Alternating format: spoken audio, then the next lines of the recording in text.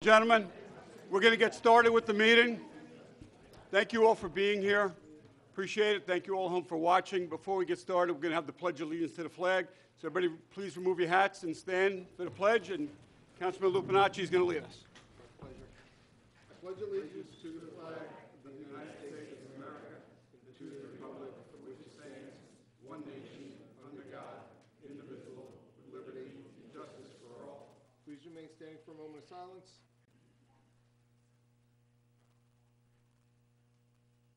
Thank you. Thanks, John. Okay, once again, thank you all for being here for this meeting of the Town Board of the Town of Carmel. Today's date is Wednesday, March 27th, 2019, and tonight's meeting is the Town Board work session. Prior to coming out here for the public portion of the meeting, the board met in executive session to discuss three items. We had two insurance brokers that we met with this evening, RJ Impasta of Forward Insurance coverage and claims discussion, Kieran Boyle from Spain Agency, which is also Brown & Brown Insurance. That was also to discuss insurance coverage and claims. Number three was a proposed acquisition of real property from the City of New York, and that's for Sewer District Number 1. We had a discussion in executive session with the town's consulting engineer on that item. So once again, thank you everyone for being here. For the record, all town board members are present, with the exception of Councilwoman McDonough, who is currently on vacation. She will be joining us next Wednesday for a town board voting meeting. All the way down to my left is Greg Fulchetti. He's our Carmel Town Council. And I have a bunch of my managers are here somewhere in the office. Mary Ann Maxwell's here, the Comptroller. Mike Simone, Highway Superintendent. Jimmy Gilchrist, our Recreation Director, is here. And Mike Carnaz is going to join us. He's in a planning board meeting outside, so he'll join us as soon as that's completed. So tonight is, as I said, a work session.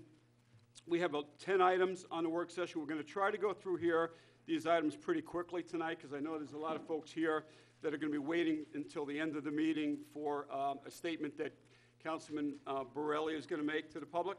So we're going to start right away with Mary Ann Maxwell, our Town Comptroller.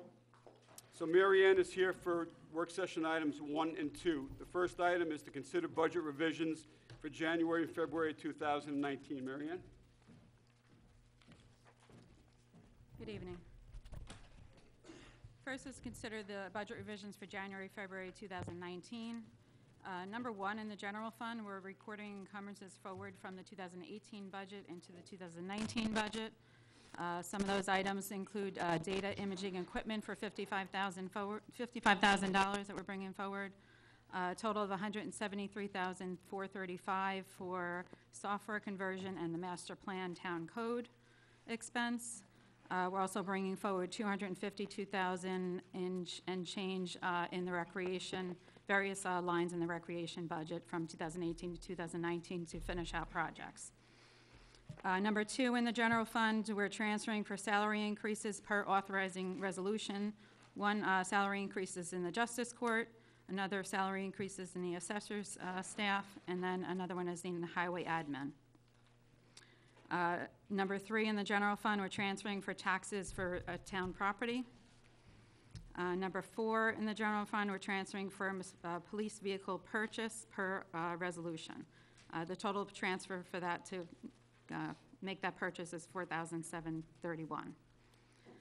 In the highway fund, we're also recording encumbrances forward from the 2018 budget into the 2019 budget. We're carrying forward $250,000 for machinery equipment purchase. In Carmel Fire Protection District 1, we're also carrying forward an encumbrance. This is for the dry hydrant expenses, and that's a total of $64,322. In Carmel Water District Number 8, we're transferring $4,000 for the purchase of equipment. In Carmel Water District Number 9, we're transferring $4,000 for the purchase of an air compressor. In Carmel Sewer District Number 1, Extension 3, we're transferring $2,000 for a pump replacement. In the Airport Park Capital Fund, we're providing for the airport capital improvement per approved borrowing. We're transferring $1.6 million of remaining bond proceeds into that capital fund. In the Sycamore Park Community capital funds, we're transferring $111,599 from the Parkland Trust Fund. And in Carmel Water District number 9, we're providing for capital improvements from approved borrowing from bond proceeds, a total of $940,000. That's it. Okay, thank you, Mary Ann. Any questions, comments, concerns from Mary Ann, the budget revisions? Mike, John? Okay, thanks, Mary Ann. Go on to the next one. This is consider year-end 2018 general highway fund balance analysis. Okay, we just had the auditors here the past 2 weeks, so this is a review of the town in general, the general and highway fund fund balances. We need a resolution authorizing the increase in the reserve for compensated absences. That is increasing from $1,615,000 to $1,785,000. We're also increasing the capital fund balance from $1 million to $1,500,000. That capital fund balance has been used for various projects throughout the town, and we'll continue to use that if need be. The total surplus in the general fund is approximately a little over $500,000, and the total surplus in general and highway funds is about $550,000 from 2017 to 2018. So we're still heading in the right direction as far as our fund balance is concerned, increasing the fund balance. As you can see, in 2012, the fund balance was $4,200,000, and as of year-end 2018, it's $10,700,000. So we're continuing to head in the right direction as far as the fund balance is concerned. So, Great. Thanks, Mary That's Ann. it. Any questions for Mary Ann regarding the fund balance? No, Mike, John? I think in regards to noticing that there's a dip in the highway reserve, I think given the mild winter that we had, hopefully we'll see that increase again. exactly, yeah, yes. We did transfer some surplus to the debt fund, so, I think we would have had more of a surplus in the general and highway funds, but we did transfer money to the debt funds for the general and highway so that we continue to pay down some of the bands that are outstanding. So I think we would have had, but once I saw the surplus in both of those funds, we did transfer money, to pay down debt, future debt, so. Did you say that we have bans outstanding on the highway? In highway, yeah, for machinery and resurfacing, paving, yes. Okay. Okay. Thanks, Mary Ann. Thank Yep, you. appreciate it. Okay, Greg just went into the planning board meeting to see if Rich Franzetti was ready to come in here to present his items, but if he's not, why don't we do this, Mike?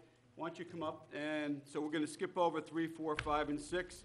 And Highway Superintendent Simone is here for 7, 8, 9, and 10. So 7 is to consider request to attend the 2019 Highway School, June 2nd to the 5th, 2019 in Ithaca, New York. Yes, good evening, Board. This is a annual conference that I attend, put on by Cornell Cooperative Extension up at Cornell University. Find it very, very informative. We meet with up to 700 other highway superintendents, and they put on some very interesting classes this year. Some of the itinerary is some of the newer liquids being used, and we're also discussing ditching and culverting, which is part of the Bridge New York, where they opened it up, ways to get money for some of your smaller projects rather than bridges. So, again, something good to attend, I believe. So, Yeah, no, I agree. and it is in my budget. So, Okay. All right, great, thanks. Any questions for Mike on this item? No? All right, Mike, go on to the next one. Number 8 is to consider request to authorize emergency purchase for truck repair, truck 48 and 29. you're right. In front of you is invoices that exceed our threshold for me to spend without getting approval. These were trucks that went down during a snowstorm. They were for transfer cases that we have now put in there, but because it's over $5,000, I come before the board to ask to pay these. So, Okay, great. Thanks, Mike. yep. Jonathan, questions?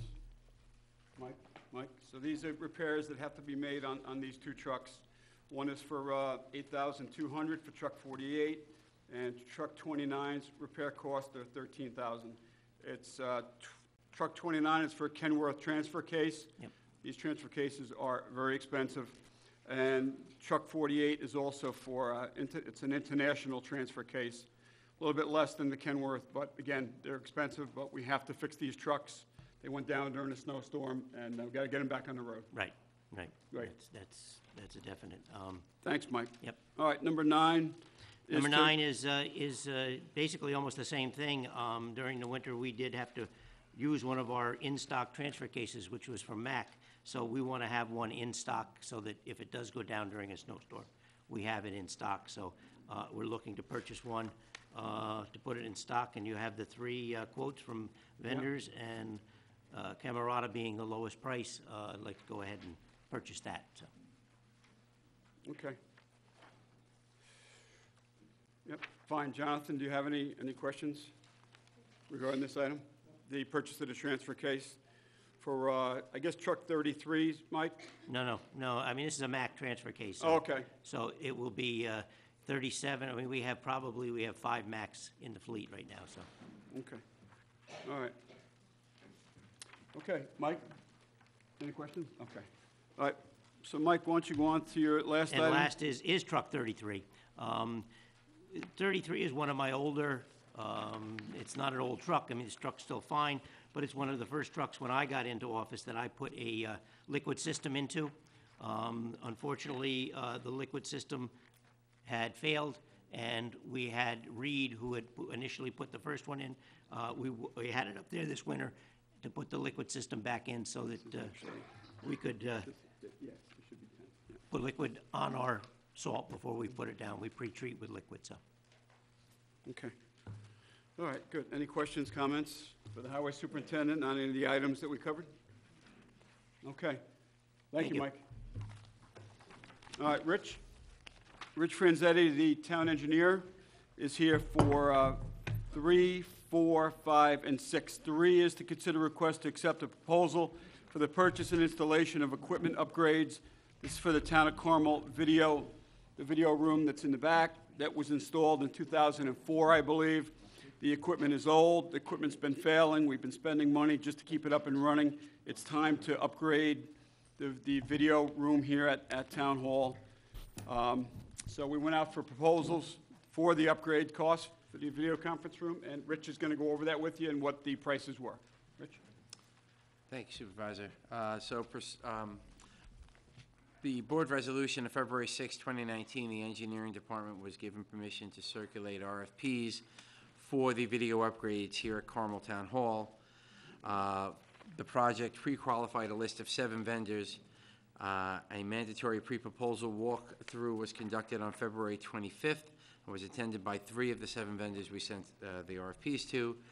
Formal RFPs were received by the engineering office on March 8th. 2 vendors, New York Audio Video Design and Dynamic Products, submitted proposals. It should be noted the detailed specs for the project were provided by New York Audio Video Design via solicitation through the supervisor's office. The detailed technical specs were then incorporated into the town's standard specifications through our office, engineering, and they did provide a proposal for this subject RFP. New York Design, so the RFPs that came in, the values were for New York Audio, Video, and Design, $186,611, and Dynamic Products, $231,000, $231,533.34. The controller has advised that $100,000 was budgeted for this project, and as noted in the attached, additional funds can be taken from the capital balance to fund the project.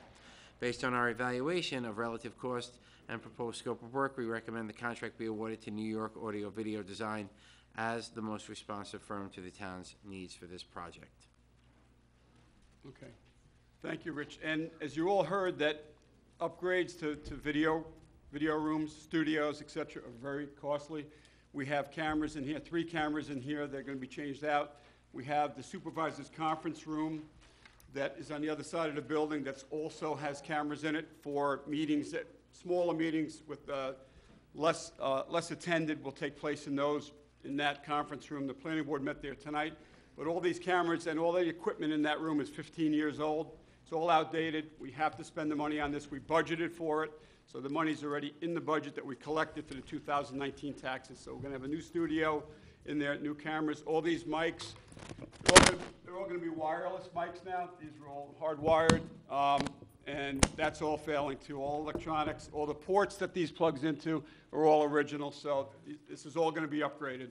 And you heard the cost, and the low bidder on this, or the low proposal, was $186,000. It's a lot of money, but it's the cost of a studio that's 15 years old that we have to bring it up to today's standards, today's technology.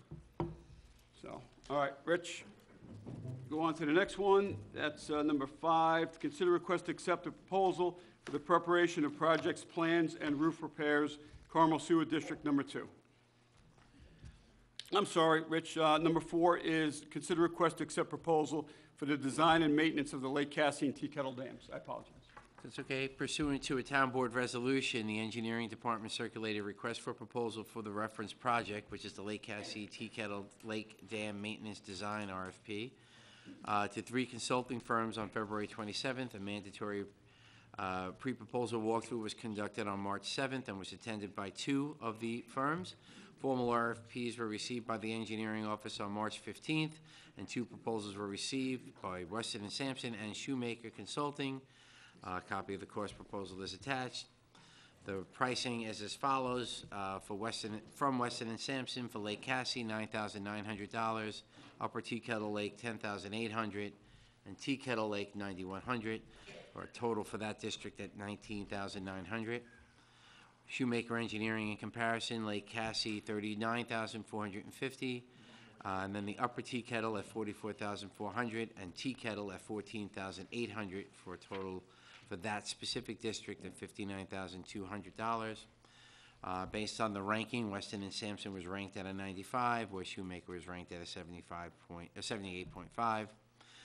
The engineering, in conjunction with the town engineering consultant, J. Robert Falchetti Associates, evaluated the submittals with the criteria, in accordance with the criteria in the RFP. Evaluation summaries have been provided in the attached for your review. We've advised the Controller's Office of this expenditure, and per attached, there are sufficient funds in the budget for the work as described. Based on our evaluation of relative cost and proposed scope of work, we recommend that the contract be awarded to Weston and Sampson as the most responsive firm to the town's needs for this project. Okay. All right. Thank you, Rich. Any questions, comments, concerns for the engineer on this item? No? Okay, let's go on to the next one then, Rich. This is the proposal for the preparation of project plans and roof repairs for Carmel Sewer District Number 2. So pursuant to a town board resolution, the engineering department circulated RFPs for a reference project to 7 consulting engineer firms on February 21st, 2019. A mandatory pre-proposal walkthrough was conducted on February 27th and was attended by 4 firms. Formal RFPs were received by the engineering's office on March 15th, 2019, from Delaware Engineering and Weston and Sampson. Copies of the cost have been provided in the attached. Delaware Engineering had a cost for this project at $44,020 with a ranking of 96. Weston and Sampson had a price $55,200 with a ranking of 89.94. The engineering department, in conjunction with the town engineering consulting firm, consultant J. Robert Falchetti Associates, evaluated the submittals in accordance with the criteria identified in the RFP. The evaluation summary sheets are provided in the memorandum. We've advised the Controller's Office of this expenditure, and per the attached, there are sufficient funds in the budget for the work as described. Based on the evaluation of relative cost and proposed scope of work, we recommend that the contract be awarded to Delaware Engineering as the most responsive firm to the town's needs for this project. Okay, great. Thanks, Rich. Questions, comments on this item? Mike, John? Nope. John? Okay. All right, Rich, go to your last item. It's consider request for authorized payment for the purchase and installation of the spring pump for Carmel Water District Number 3. So the memorandum is being presented just to the town board to request payment of the attached repair invoices. These invoices are over the town of Carmel's procurement policy threshold. What happened at Carmel Water District 3, the Spring Street pump replacement. On February 4th, Infomark, the operators of Carmel Water District 3, notified the engineering department that the well pump at well 1 had tripped and would not start. Infomark contacted B&J Plumbing to assess the pump, and it was determined that the pump had and would need to be replaced. Attached is the invoice in the amount of $5,523 for B&J Plumbing to remove and replace the pump in well 1. The board should note that this is well one, is about 460 feet deep with a yield of approximately 10 to 12 gallons per minute. We've advised the controller of this expenditure, and per the attached, there are sufficient funds in the budget for this work as described. The engineering department requests that the town board approve this payment. Okay, all right. Jonathan, you have anything? Mike? These are repairs that we have to make to our infrastructure. We have 8 sewer districts and 13 water districts, so we have a fairly large infrastructure in Carmel and Mahopac. Occasionally, there's failures at the systems where equipment fails, it has to be repaired and replaced. The cost for these is borne by the district, so whichever respectful district that you're in this case it's Water 3, that's who's paying for the cost of the repairs. It's not town-wide, so it's wherever the district is located, where the costs are incurred is those taxpayers that reside in that district, the users, if you will, pay for the cost of the repairs that Rich spoke about tonight. There's a few of them. Just want to clear that up to make sure it's not, you understand it's not town-wide. All right, so that completes the agenda items for tonight's Town Board work session.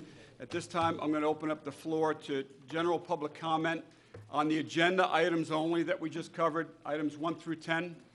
If you have a specific question or concern on any of these items, come on up at this time. Okay, there being none, we're going to now go to the open forum, new business portion of the meeting. This is the portion of the meeting that Councilman Borelli has requested permission to make a statement and to speak about an issue that occurred or issues that have occurred recently that you've all read about, where certain allegations were made with respect to Councilman Borelli and members of his family. He's going to talk about that tonight and just bring it and tell his side of the story. I guess is the best way to describe it. Councilman Borelli? Go ahead. Thanks, Ken. You're welcome. I don't have a newspaper that I could send out everywhere. I have this seat and that camera and the people. So bear with me, because it's going to be a while, but you'll see the truth in the end. First of all, I wanted to thank everybody. The amount of texts and messages I got in the last couple days, month has been just remarkable. And for the people that said to me, you know who you are, thank you. Today was a great day. I mean, I'm here explaining stuff that I shouldn't have to be explaining, but today was a great day and I want to share it with you because this all ties in. If you just wait to the end of the story, it all ties in. I missed last week's meeting because I had major abdominal surgery and I was in the hospital. The only reason why I'm telling you that is because it all falls into the timeline. Is everybody here for me? Is everybody here for the news that the state comptroller has started their investigation? Or are you here for me? Oh, okay. I'm surprised. Can everybody hear Mike okay? No. All right, Mike, pull your mic a little closer to you. Closer. Can you hear me now? Better? I missed last week's meeting because I was in the hospital with major abdominal surgery. I only tell you that because it ties into the whole big picture. And I was hoping everybody was here for the comptroller's investigation. And the only reason why I'm going to show you this, too, is because it all ties into the big picture. About a year ago, almost to the date, these were the headlines, if everybody remembers correctly. And I met the comptroller today for about an hour. I've been speaking to that office for on and off for the last year.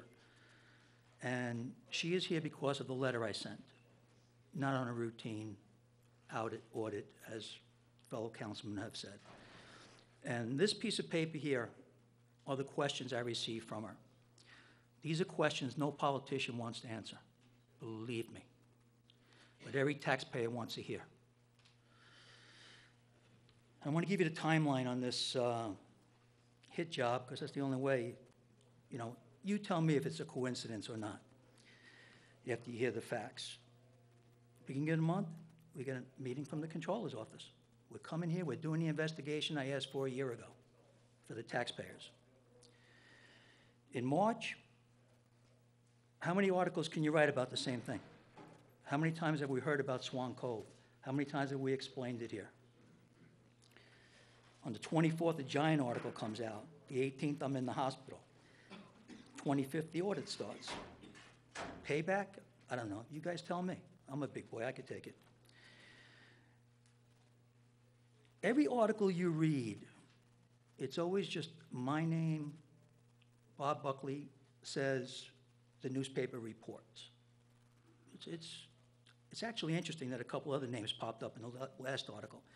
Let's get a quick little history of Putnam County. 2004, Bob Bondi's office was raided by the FBI.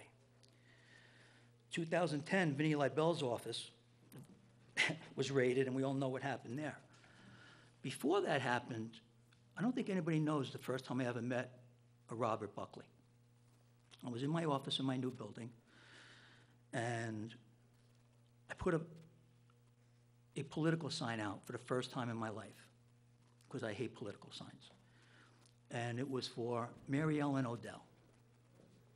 And I got a visit within 2 hours of that sign going up. And it was from Robert Buckley. I've known him as a guy that works with the kids around town. I respected him for it. And I don't know him personally. I never spoke to him. I still don't speak to him.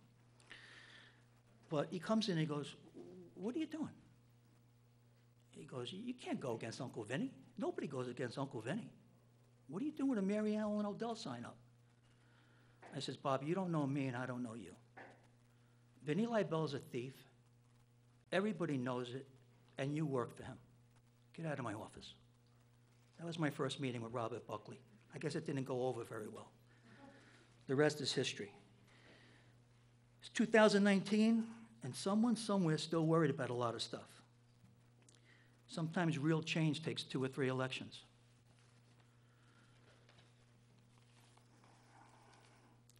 I want to go right to, really, I mean, how many stories do you write on the same thing? Millings 2 or 3 times. Millings of blacktop.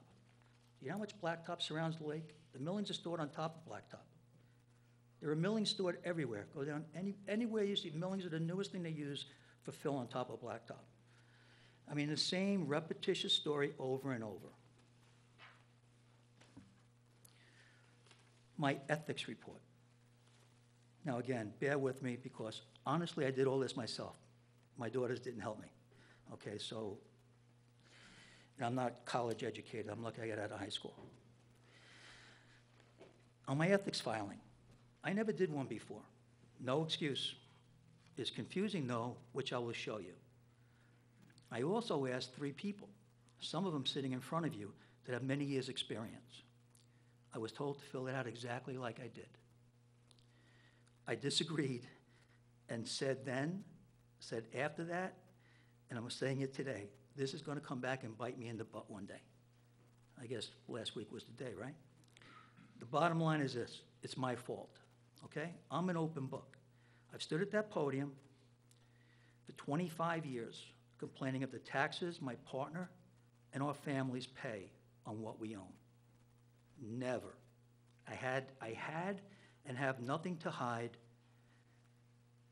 Always spoke about my buildings and the taxes we pay. But I want to explain to you and take you through it. And then I want to show you a couple really nice highlights.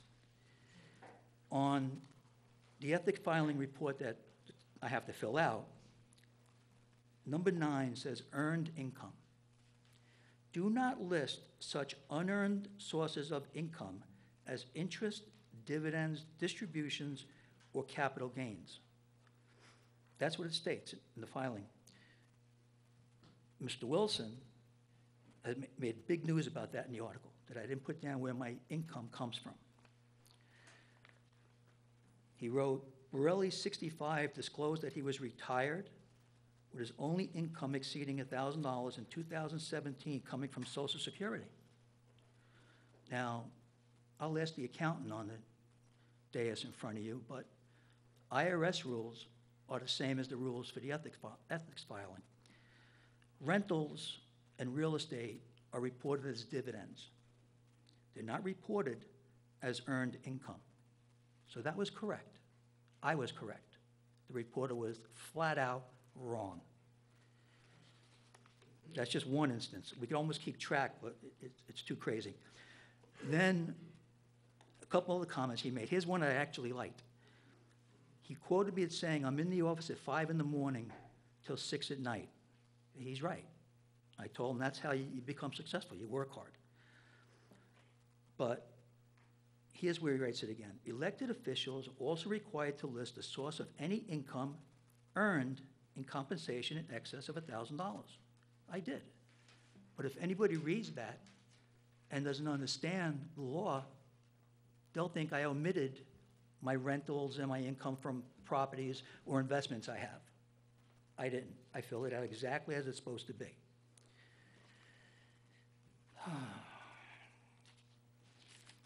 He went off in the article about the fact that I had my daughter notarize my name. Now, for the people here and around town that know my 3 daughters, you probably would also know they're the 3 last people I would go to if I needed something, in joking form, because I would get my chops busted.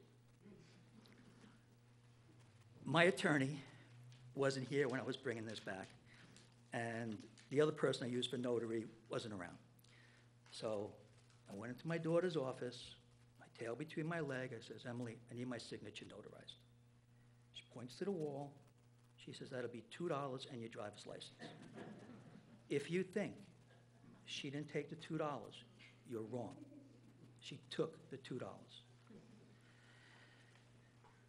But the reporter, and like I said, this is my only venue, so the people, you got to hear this. I mean, everybody's got kids. Hopefully, mostly everybody's got kids, or they know someone that has kids.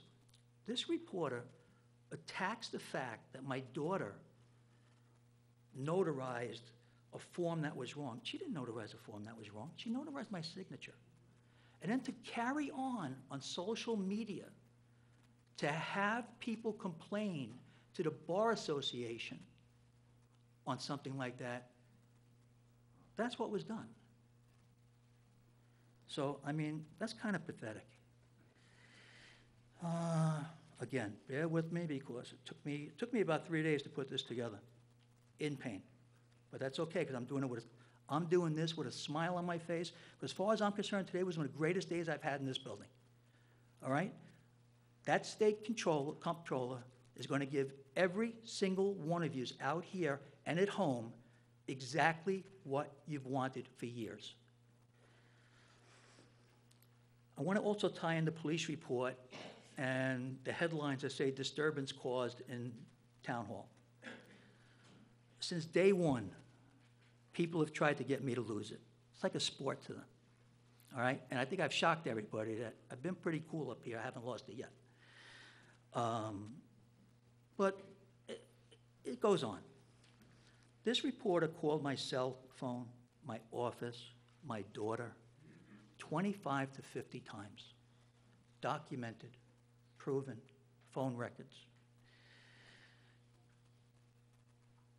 He took pictures. Now, I'm going to get to the point where he says he was, my daughter's filed a complaint against him. Here's the reason why my daughter's filed a complaint against him. 2 of my tenants called, and this is a quote from what they wrote. There was a guy lurking behind cars taking pictures. I have his ladies' workout going on in the gym right now, and the ladies want to know what's going on. I mean, this was also sent to the Journal News, but it was not put in his streamline, whatever you call it, because I'm not an online type person. But he only put the stuff that was pertinent that made him look good. He didn't put any of the truth items down. This guy just constantly called, constantly. I said to him, no comment, no comment.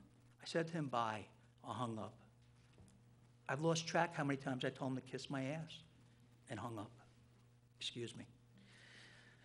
The last time, I says, David, please stop calling me. Stop calling the office. Stop calling my daughters. Stop following me all around the place. I'm an elected official. There's a proper way of doing it. I have an email address. Everybody knows. Ann is our secretary. She gets a message. She gets it to me. Most people know I respond within 24 hours. He never did it that way. So now I'm going to read what he wrote in the paper, and then I'm going to show you what really happened.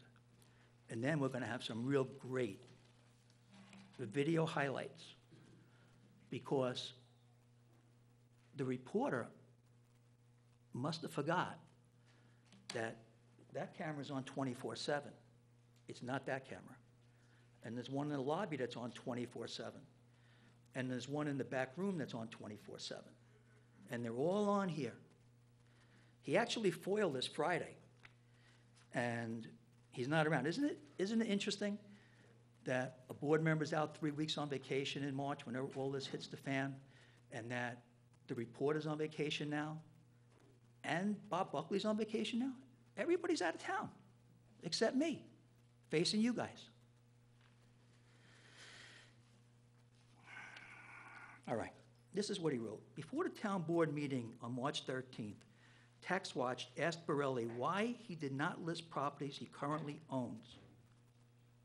Outright in here, that's an outright lie. I'll show you on the film where he asked me out in the hallway. Borelli grew angry, extended his middle finger. You know which one. 100%. And yelled. No, I didn't yell. Borelli's daughter, Nicole, filed a police report against Tax Watch with Carmel Police, claiming she and her father were being harassed. Another Borelli daughter, Emily, later threatened Tax Watch with legal action if he attempted to speak to the town board member or email him or visit any of his properties. I'm a public official. You can't stop somebody from talking to me. You can't stop somebody from talking to anybody unless there's a complaint with the judge and you get a restraining order. It's absurd. Here's what the police report says. Nicole Borelli states that David McKay Wilson was in Michael Borelli in her personal space, obnoxiously close, following them with his cellular telephone, recording them as he loudly yelled at them, attempting to get an angry response. This has happened multiple times where Mr. Wilson has taken pictures of Nicole and making her feel scared and afraid for her safety. These are her words. She requests there be a police officer present at town board meetings if David McKay Wilson is ever there. Going up, patrols were told several people were causing a disturbance. David was located inside the meeting hall and stepped into the lobby to speak with patrols. That's not true. Kenny went and got him and asked him to leave after Ann was worried and hit the panic button. Michael became irate and started yelling. It's just, there were 30 to 40 people here, what you're going to see on the camera, okay? And actually, after the police took him out, I said to the people, I says, sorry for the show, guys, but you didn't hire a politician. You hired a hand grenade and you got one. Let's see. There's couple other things I wanted to show you right here. A53.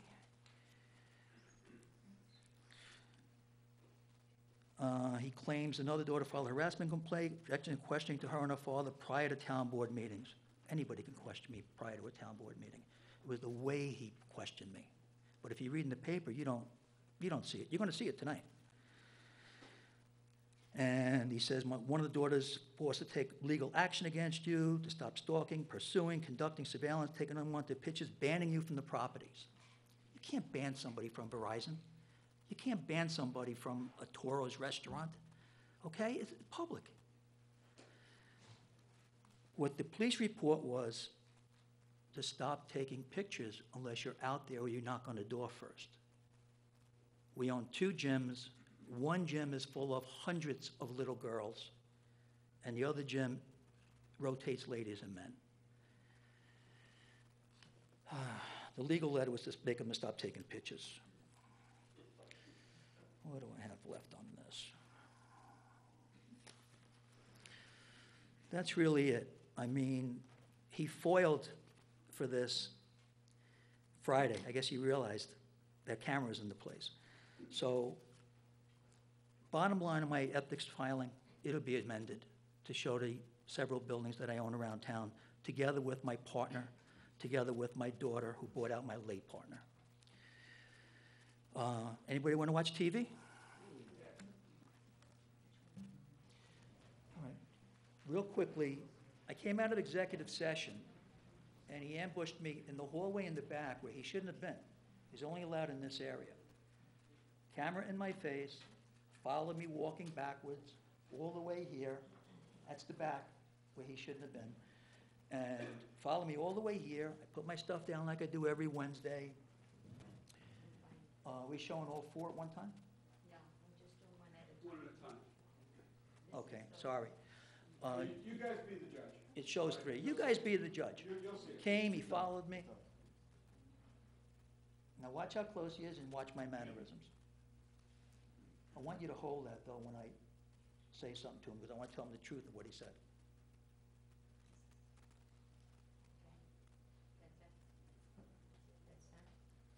Yeah. Oh, it's splices of each one. Slices of each. Okay. Each camera. Each camera. So there's Ann. Actually, the funny part is watch how nervous Ann gets when McKay is following me and I lose it a little bit. Sorry. We have a little humor in there. So he follows me here, in my face, put my stuff down, I go put my coat down over there like I always do. He follows me over there, in my face. I back up, he comes back over here, he follows me here, he's in my face. When he's, Little technical difficulty. okay, here we go. Now, there's at least 20 people in this room. And I come in first because I like to be here at 7 o'clock. I kind of like drag these guys out. So when you see me come out at 7 o'clock, they're supposed to be right behind me. I turn around and I have no idea where they always are.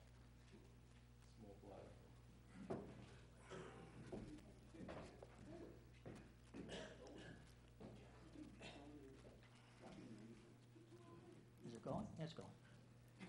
So now I'm still outside with him. He's got me in the hallway there. We didn't take a break. We'll see that one too, Mike. That'll be the next Okay. in the hole. Do you want to see one in the hall? No, let that keep going, so otherwise we're going to be here all night.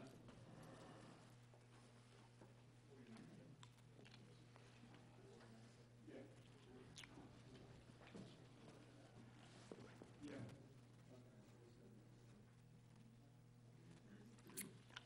1 year ago, Mike's coming in now, and Mr. Wilson's right on him. he's loud right now, very loud. The only thing it doesn't have is audio.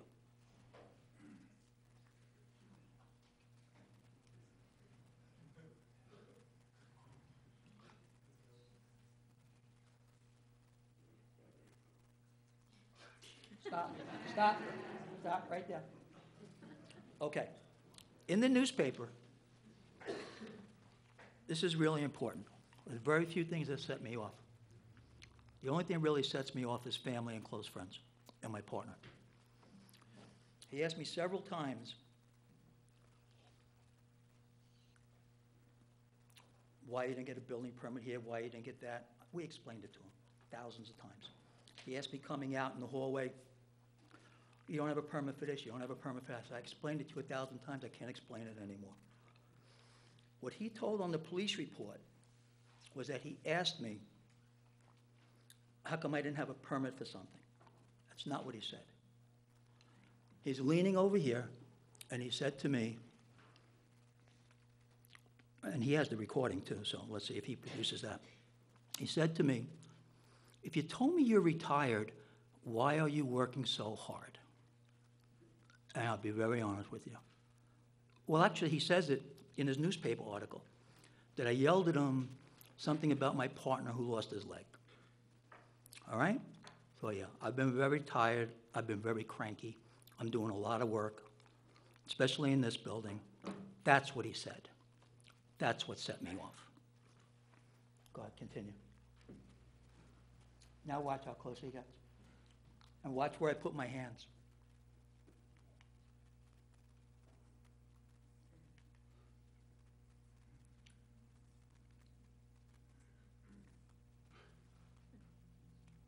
Oh, we're watching the finger again, I guess. Here's where Ann's looking for the button. Where's the button? Push the button.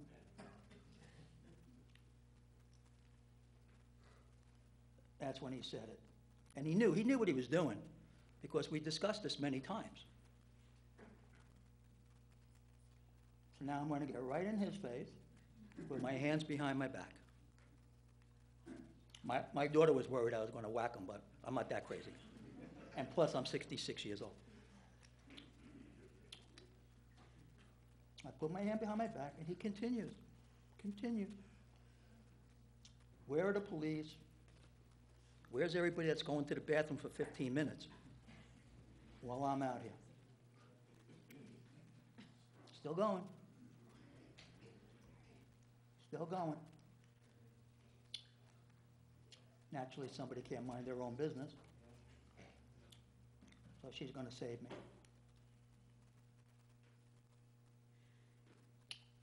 Still going.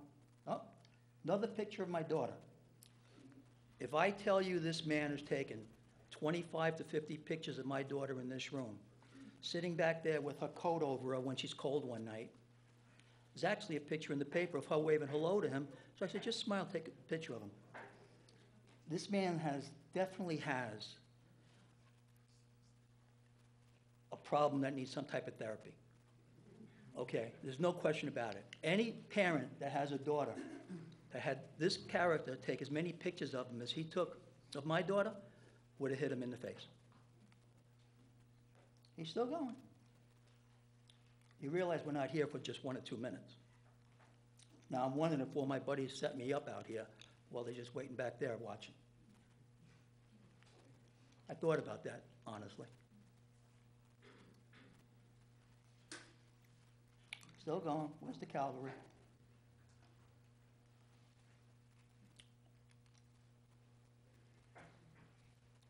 That is Lynn taking my daughter away.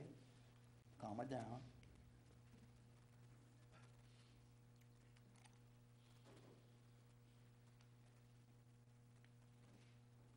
He's still going. Now you tell me if that's proper or if that's necessary.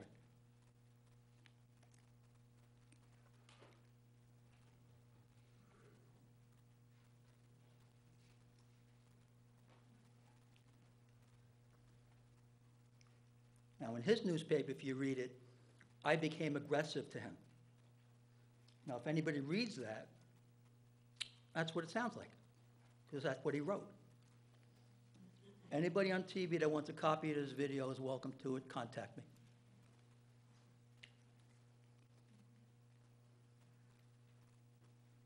Now, I go make sure my daughter's not outside where he is.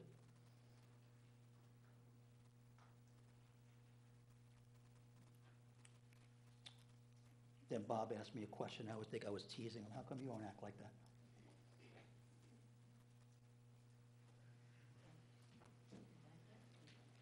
No, I mean, you don't have to see. You want to see it's the same thing in the hallway. So, you want to see it? No, okay? It's basically the same thing. All right, so the story about banning them, the story about police, you got to take the full thing in context. Now, my favorite part. The big story on Sunday. Whoa, page and a half. There's a picture of my daughter waving at him with Kenny smiling. Is that pertinent to anything here? Let's start from the beginning. All I'm going to do is skim through it, and every place he lied, I'm going to tell you where he lied and show you how he lied. How a $1 million deal went down on Lake Mayapack, repetitiously for the 27th time, okay? By Dr. Seuss, I like to add in. This is a big article, so you got to start big. You fill it in with some words, right, Bob? In the middle, you put something really good in there. Fill it in with a lot of words. Then you end it with the coup de grace, right, Eric? You got that. You always chop people's heads off in the end. Okay. So follow this now, because the end of this is the best part. A Tax Watch investigation has found that Borelli, now a town board member, misled Carmel officials. But I really wish everybody was here, especially Ms. McDonough, who asked the most questions about this project than anybody. Actually, let me go back before I start that. Real estate's a funny thing. It's all about timing. You're on a winning side or a losing side. I've been on both. The bottom line with this property is What was it worth to the town of Carmel, to you, the people that don't live on the lake? The first falsehood that has been repeated over and over and over the last 2 years. The land is landlocked. The land's not landlocked. It's never been landlocked. There's an easement through it. I have some questions from Mr. Buckley, like why didn't I tell the board about the easement? And it's very restrictive. No, it's not. Anybody knows real estate knows what an easement is. It knows it goes by what it's been used for the last 30, 40, 50 years, not what it's been written on. You write an easement one way, but it's been used for 50 years a different way. There's negotiations in there. We're not dealing with Chinese bank from China. We're dealing with Mahopac National Bank. So it's constantly throwing landlocked, landlocked, landlocked. Never was landlocked. The town based a $1 million value on the town assessor's valuation. We didn't have an appraisal done. I'm quite sure everybody here knows how much we paid for that reval. It was $1 million, plus or minus or more. Do you want to know how many appraisers we had in and out of this building? Do you want to know how many assessors we had in and out of this building? We had one on retainer, okay? So if we can't take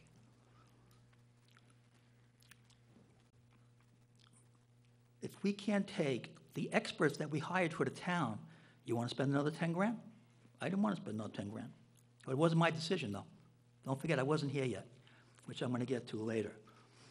The easement always addressed access to Route 6. That's all it did. It wasn't restrictive in any way, shape, or form. Total Bob Buckley propaganda over and over and over on your non-political Facebook pages or whatever they're called. So let's keep going. The town found the project lacked sewer, water, and building permits. I want to get back to that.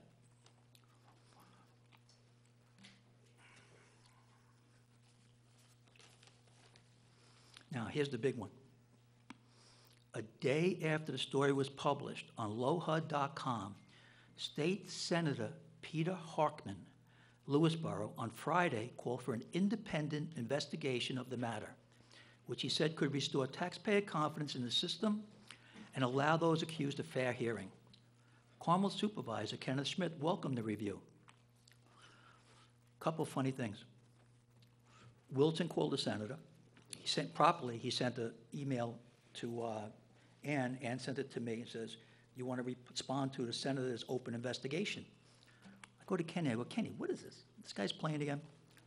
So Kenny calls the senator. He never said there was an investigation. Gave his secretary the standard response, and he admitted it, for anybody that calls on a purchasing complaint in his district. And it's a standard boilerplate comment on what you should do. Never used the word investigation. Then I love how reporters take somebody's sentence and chop it up, because it says Kenneth Schmidt welcomed the review. Kenny Schmidt, we did nothing wrong. Of course we'd welcome a review. They could check us inside and out. That's what Kenny said. Right? That wasn't put in there. So guess what happened to that big thing where he used a state senator's name? This is tonight's headline. This is this week's headline from a good reporter. Okay? Mahopac News. Comes out tonight. Came out tonight, hot off the presses. Harkman, I did not call for an investigation into the Swan Cove deal. I am in no way insinuating that there were any improprieties on the part of town officials. The statement issued was a general statement. Senator Harkman is not formally calling for an investigation to this incident. Now, my lawyer loved that one, okay? So he used the senator's name and put words in it in his article. Anybody can call Senator Harkman's office, who happens to be a great guy, and we have a great relationship with him. Putnam Examiner picked it up really quickly, but the Mahopac News actually got quotes. a state permit to connect to public water because Kotash has not yet to win approvals. A county permit for a sewer main and a town building permit because he didn't have one. All right, I'm going to get back to that on the next page. Here's a whole paragraph that he got right. Actually, 1, 2, 3, 4 paragraphs. It's a no-brainer, Borelli told the town board. Borelli later told Tax Watch he was pressured the town to buy it. He left out a lot of things. It was on TV. I begged, I pressured, I screamed, I yelled. I did everything possible humanly under the sun to get these guys to buy this piece of property. And the reason being is I've been negotiating with them because I always regretted selling it.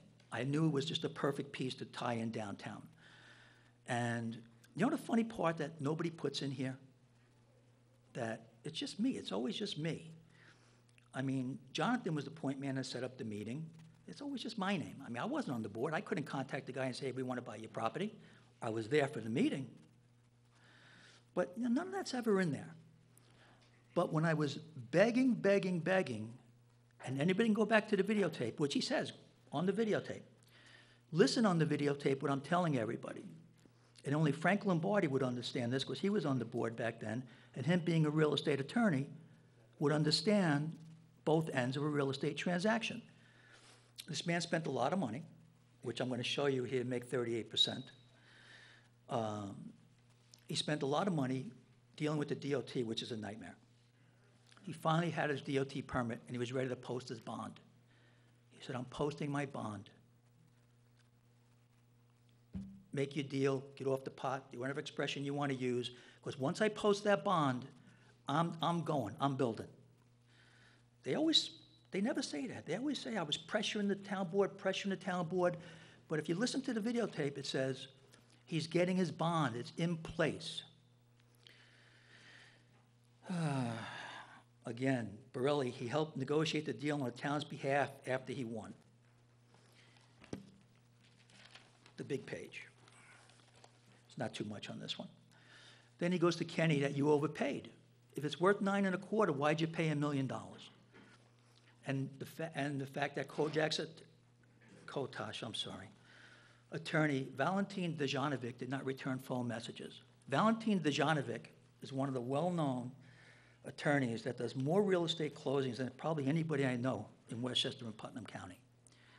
Do you really think a man that paid cash $750,000 and had an attorney like Valentin Dejanovic, who made this guy's life miserable, is going to buy a piece of property with no approvals? So my answer to why we paid $75,000 more, as a real estate investor and as a real estate buyer and seller, you're putting a bunch of properties together. You don't look at the price on one property. You look at the price on all the properties after you put them together. And I thought deep down inside, I knew what we can get Mahopac National for, because I knew they were taking over, they got other branches, this branch isn't used that much, they don't need all that property anymore, times have changed, and it looks horrible all empty like that.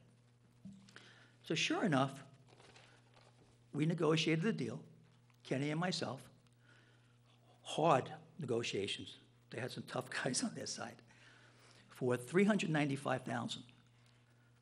If anybody wants to know, it's never in here. They had an appraisal for $700,000, $690,000. That was a year and a half old. I'm quite sure it would have come in at $750,000, $775,000 if they updated it.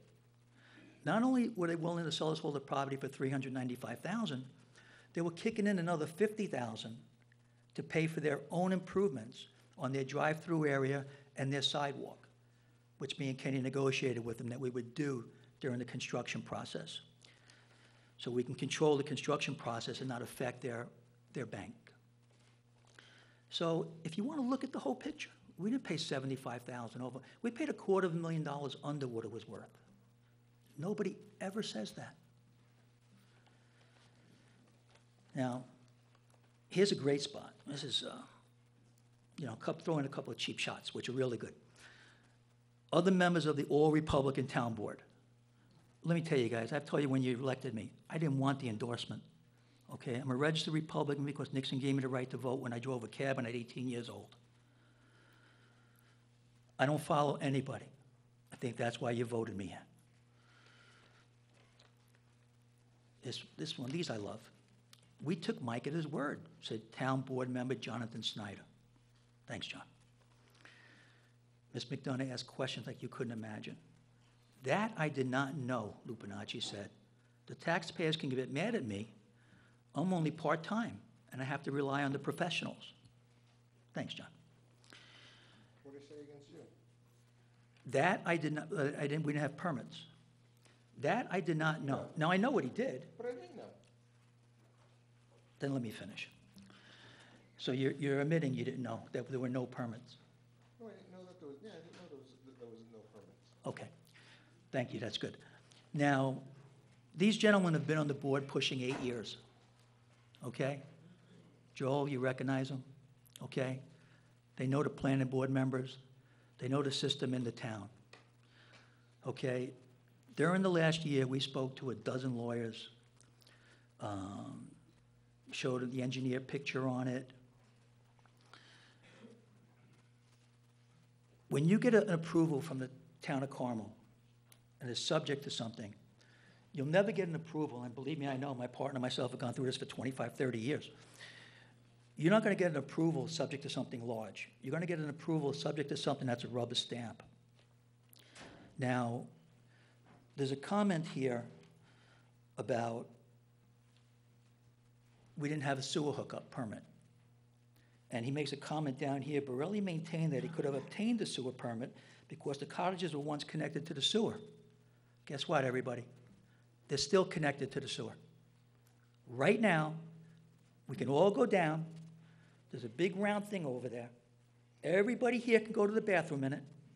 I'll get a generator, okay? Plug it in, and it'll all go into the sewer. And guess what? I can use that. What the Board of Health wants, well, let me get back to when the Board of Health is here, but I just want to put that out there. And these gentlemen knew that, okay? The other thing that these gentlemen know, it's in the water district. I don't need a permit to hook up the water. I'm in it. Kotash was in it, all right? I need a permit to drill under the road because when Kotash bought the property from me, he didn't know where he was going to get the water from. There were two choices. We could have went up by the library and asked for an easement, or we could have went straight across Route 6, which would have been expensive, but the DOT wanted that, so that's what he did. But these gentlemen knew it was in the water district. They knew it was in the sewer district.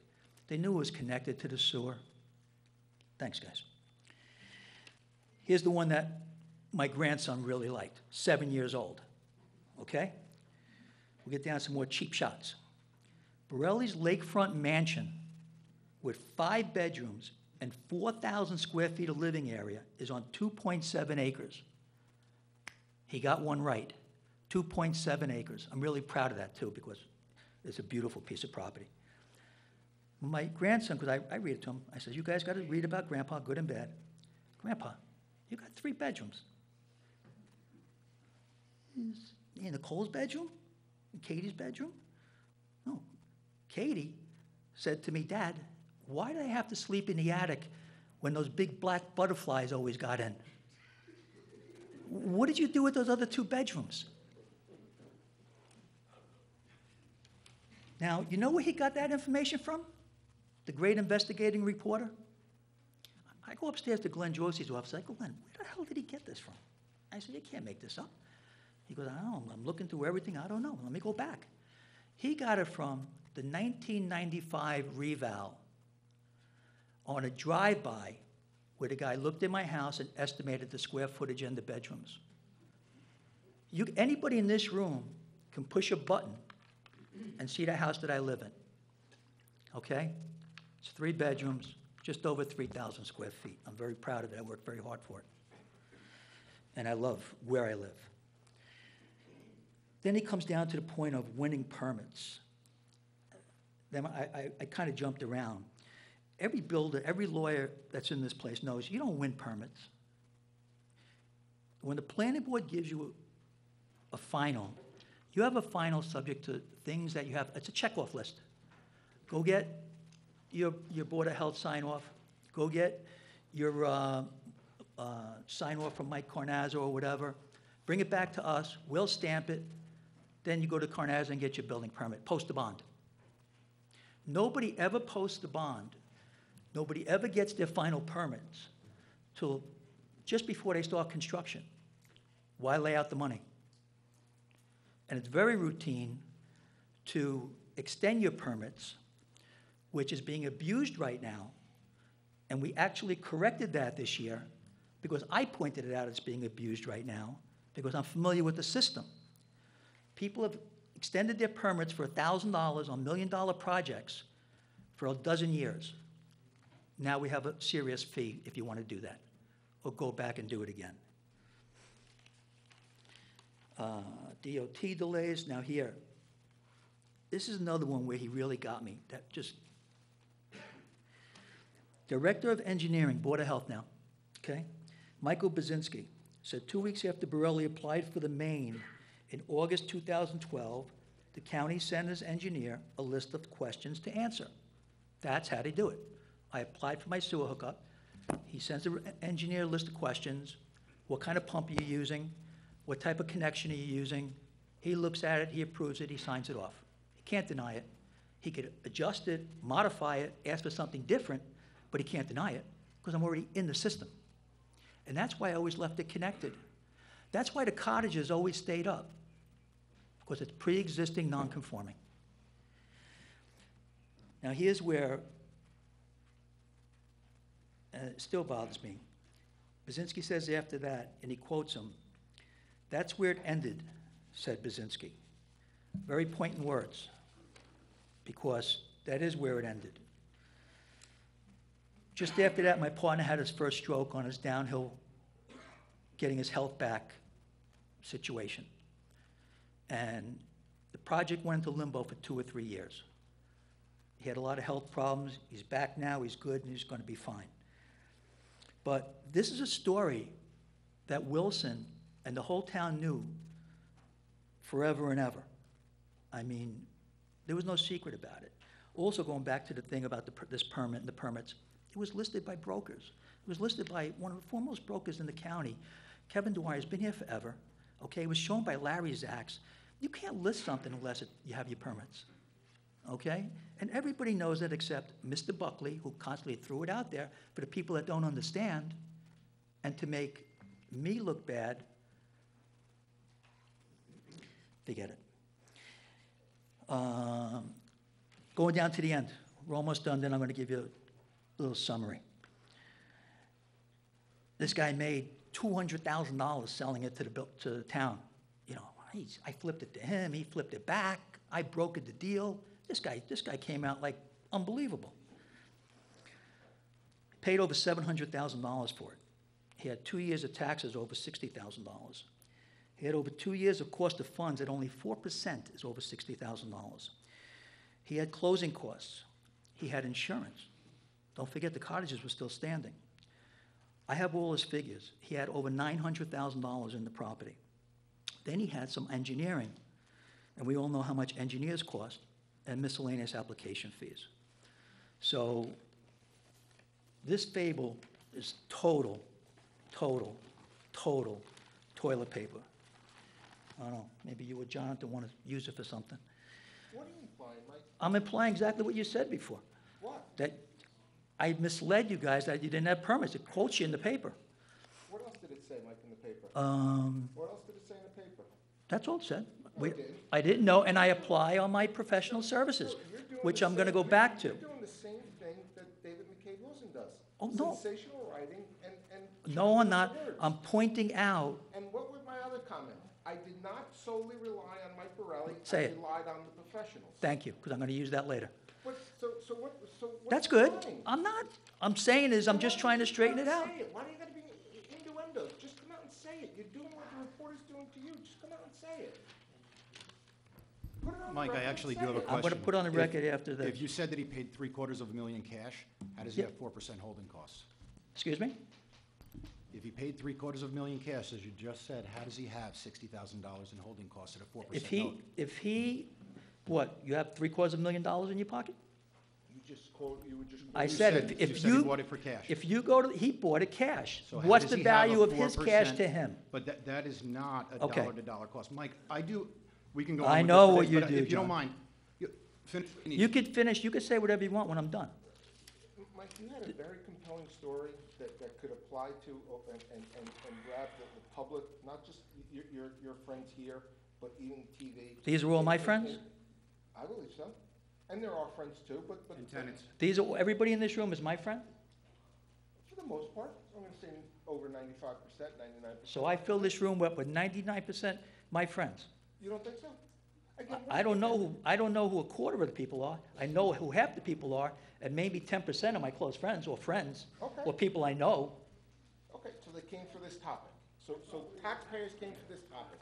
You had a very compelling story, but. So let me finish it, please? But you're twisting it, and you. All right, I apologize, John, let me finish it.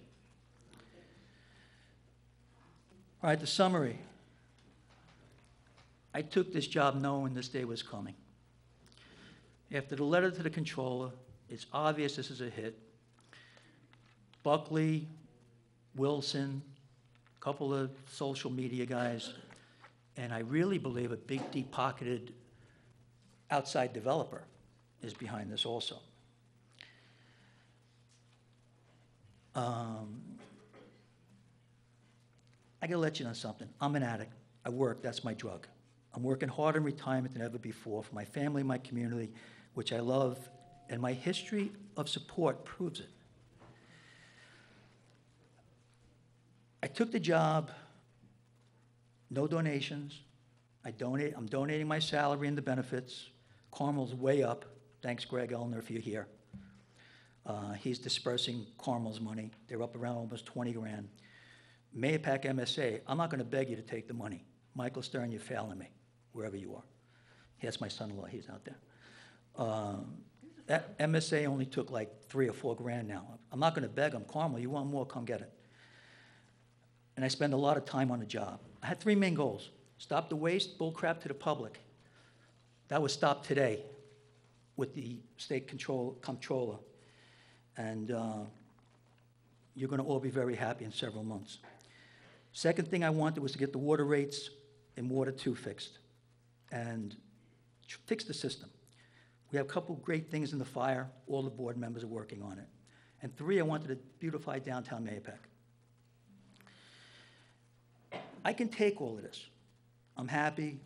Bringing in family crosses the line. Pictures of my kids makes me mad. I work harder. These online info groups, they're sad, especially when they say they're not political. They are, and they have agendas. I know so many people that are banned from one group that the banned group is probably bigger than the original group.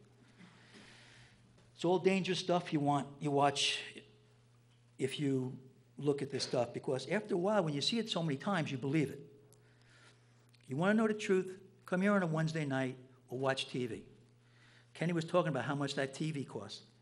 Well, that plaque on the wall for my late partner, Howard Stockfield, and my other partner right there, Tommy Boniello, we put that camera there 30 years ago. We paid for it. Town of Carmel was the first one to videotape their things, although Norman Marino likes to take credit for it. And we paid, I think, $200 a month back then. Did it for 2 years, forced Frank Del Campo to pick it up, and he did. Thank you, Frank.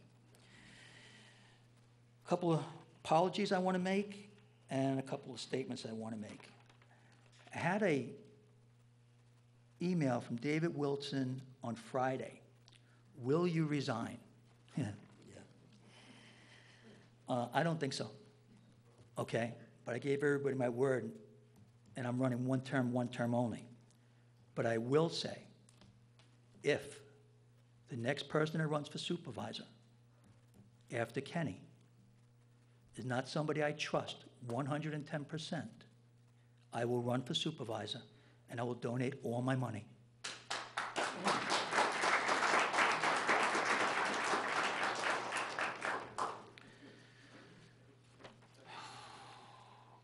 Second apology, Frank Kotash. This poor guy, man. I'm gonna pay for his bench for his grandchild that he wanted. Jonathan, you remember this. When we negotiated the deal, we were at, well, what name it was before, but now it's Blue. My daughter was there earlier, she came for the free food, she left, then we sat down, we negotiated the deal. And he said, this lake is so beautiful. He goes, I got plenty of buildings. I'll bring my granddaughter here and put her on a bench and say this was my property. That's what he said. And we've been persecuting this deal all along. Number 3, I sincerely want to apologize to the Freight House Cafe and any other business that was affected by this reporter with the nonsense that went on online in the last 2 weeks. And my apologies to Michael and Bill Spain and Jerry Klein, representing Mahopac National Bank, because they've been put through the ringer.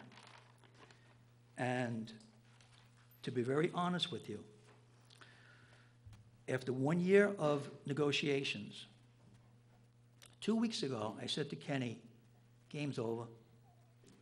I'm tired of going back to the bank, getting it done. Our attorney, our professional, remember that, our professional says everything is fine. We could adjust things that you don't like down the road. We're clear to close. Sue and Jonathan are now negotiating. Me, not John. John, I'm sorry. Sue and John are now negotiating for the bank because Sue doesn't like the wording in the contract, and I give up. So I guess I'm not good at negotiating real estate. She's going to take over, and John's going to take over for us. So let's keep our fingers crossed that this does happen. Mike, I gave up also. Right, I said we gave up. And I Yeah, volunteered and to take your I spot. gave up because I had enough of it. After a year, But after your email, I volunteered It's to just- take your spot. It's not like I'm No, but, No, what the John, point- the didn't point the is professional there was so say, much nitpicking didn't the going on. professional say that that's everything was why I okay? gave up. So is this a game? Is this all tie into the comptroller's investigation that's going on now? I don't know. I'm just a stupid kid from the Bronx. You guys tell me. We should be starting construction today. The building is empty. A lot of the volunteers are in this room. They don't know they're volunteers yet because I didn't tell them. But a lot of them are in this room. We planned all along to go April 1 to start this. We're going to wait for Ms. McDonough to get back from vacation, and they're going to go negotiate. And they'll let you know when we can start. Now, that's it. I'm done. There's one other thing I want to leave out. I want to tell you. And I met with Kenny today, and I tried to work real nice with this group of people up here. I really have. Okay? At least in my crazy mind I did. Maybe they don't think so. Oh, before I do that, Tax Watch column, dozen articles. Mike Borelli, Swan Cove, just me all the time. Nothing new, just Buckley this, Buckley that. Millings. Never an article, this is Tax Watch, man. Never an article about the state comptroller, biggest news to hit this town in 20 years. 2 engineers we service, that we pay, the travesty of Carmel Water 9, the travesty of Carmel Water 2, the $2.2 million bids that were given out a couple of months ago, the $450,000 tennis court that we're building in Sycamore Park. Nothing about that.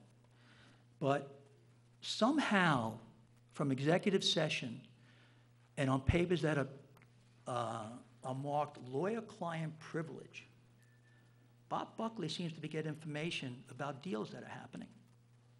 So, met with Kenny today, and Bob's been a mole for stirring up trouble for leaks. I'm going to be the mole to the whole town, okay? Today, we're probably going to save, starting April 1st, 12:01 Sunday, as actually the insurance broker told me, we're going to be saving about $100,000, $80,000 a year on insurance. How did that happen? Actually, it's funny. I got an email that goes internally that says, can you please explain to me how we got to this much savings? Sure, we went out to bid. Definitely did not say this much savings. I didn't say you, I didn't say anything. I could read the email, it says, please explain to me how we got to this To point. this point, yes. Okay. And we did it by going out to bid. And you could Incorrect. thank, We you did could not thank, go out to bid. you could thank, I didn't finish yet. You could thank that. Right, you could thank that gentleman, Tom, right there from the Chamber of Commerce. Because when I stood up there for 20 years, the last 7, 8 years, he joined me. And every year they would say, he would say, why don't we go out to bid? And you get deer in the headlight looks. You guys all know that deer in the headlight looks. Okay, this year I was sitting here and I says, I'll take that. I'll sit down with you, Tom. Okay? And I go, Kenny, you got to talk to the guy. Bottom line is, we saved a lot of money. And they'll say things changed, or rates went down because we had better insurance, better claims. You figure it out. If the would have went down without somebody, We have 2 insurance Checking people it. here that all said that it went down because of the police. It's because of the losses that okay. fell off on No, the you didn't back hear end what of I the said. You didn't hear what I policy. said. You didn't hear what, you're doing what the reporter did. Now we're even. No, you did. What I said was, I don't know what color sky would our current broker have lowered that premium if we didn't go to him with the other premium? That's what I said. You also didn't know Okay. that Jonathan's been You could doing say this whatever you want when I'm done. just from the beginning. The next thing, really big, a couple of reporters have been picking on this up. This is going to be the biggest story for the next 2 years. Okay? There's a zoning change that's being pushed through this town. And on the planning board agenda, it came up mute, so nobody could go back and look at it or hear what went on. The only planning board agenda that went mute in the last couple of years, just that one. So pay attention to that. Also pay attention, on April 24th, in the Carmel Firehouse, there's an $11 million bid that has to go out. And the engineer suggested here a couple of weeks ago, the consulting engineer, we should break this bid up into 4 or 5 different pieces so we can get local guys, smaller guys to do it. No. If we break it down to 4 or 5 pieces, it comes under the 2.2 threshold of the contract the other engineer has. And this way, he is guaranteed all the work. At $11 million, it goes out to fair market bid. First, you send it out to the fair market bid, then you make the decision if you want to split it up. You don't split it up first. I want that out there now before April 24th. And here's the good one, and this is personal. Cell towers. Why did, we had some cell tower people here, I recognize, I have no idea who they are, but I recognize them from the last meeting, that why did Kenny and myself ask where Homeland wants to put towers? Everybody was confused by that question. I'm going to tell you why tonight. 2 years ago, Homeland Towers sent this town a letter saying they want to meet the town officials to discuss locations for cell towers. Guess what? Never was responded to. Okay? So what do you think Homeland Towers did? They did the next thing, which I said to the people that were here last time. They went and found private individuals and bought locations. When I found out that happened, we contacted Homeland Towers. I asked Kenny, contact Homeland Towers. Contact Homeland Towers, they come back in, well, we asked you. I go, what do you mean you asked me? Show me. Show me a letter from 2 years ago. So the people on Dixon Road, when the cell tower goes up, and my daughter, who lives next door to where the other cell tower is going up, that's going to use her driveway to access it, there was a shot.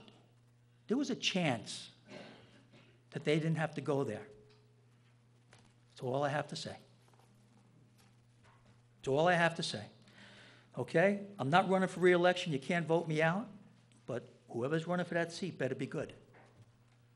And he better be honest. And I guarantee you, in 3 months, you're going to be very happy what the state comptroller says and does and the action they take. Now, you tell me if this hit job is real news or a hit job. Thanks for dealing with me in this crowded room. All my friends, come over to my house.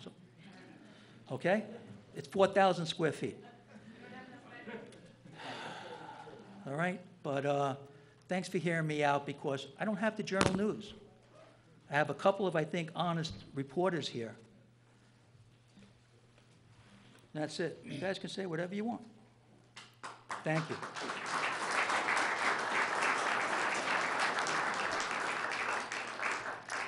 Can I just piggyback, Mike, off of your statement? Sure.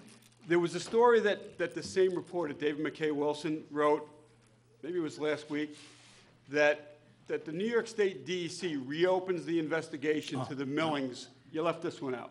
Yeah. Reopens the investigation to the millings stored at Swan Cove. That was absolutely false. I called the DEC, and they said, Supervisor, we are not reopening that investigation. You're legally permitted to store the millings on that site. They're stored on blacktop. They're stored on asphalt. You are permitted. There's no regulations that state currently that you can't use it for grade adjustments and leveling. That's exactly what we're going to be using them for. But this reporter took it upon himself to put that story out there. Again, to all of you folks, it was a false story. It was fake news.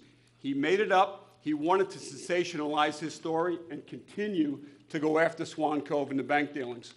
What he did do, he personally called the DC to complain about the discharge pipe that the bank uses when the parking lot does flood. We know it floods, and we know why it's flooding. When it floods, there's a sump pump that pumps the water out of it. It pumps it out pretty quickly, actually. But he reported the discharge pipe where the water was flowing out into the water course behind the Chamber of Commerce building. That's what he reported to the DC. And the DC told him that we'll look into it, we'll investigate it, we're going to do water sampling to see if the bank may require what's called a speedies permit. The DEC never told him that they're reopening the investigation regarding the millings being stored on Swan Cove property. He made that up, he fabricated it, he put a spin on it, he wrote it to sensationalize the story to sell newspapers. But he fabricated that part of it. It wasn't true. So I want you guys to know that, because you probably all read that. Oh, the state's reopening the investigation into the millings. They are not. They told me they have no interest in coming back down here to look at the millings because it's a permitted use. I just wanted to put that out there, Mike, that he fabricated that story as well, as he fabricated a lot of other information. Mr. Wilson and Mr. Buckley have been fabricating facts for about 2 years.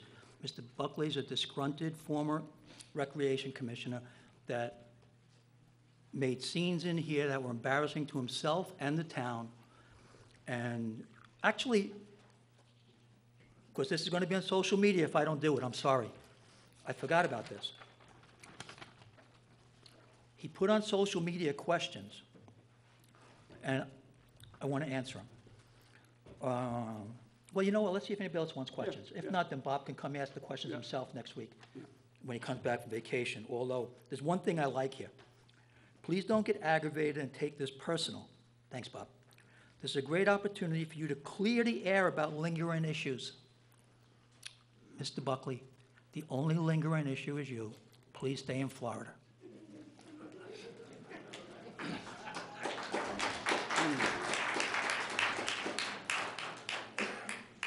Okay. Board members, before I open up the floor to public comment. I'd like to say something.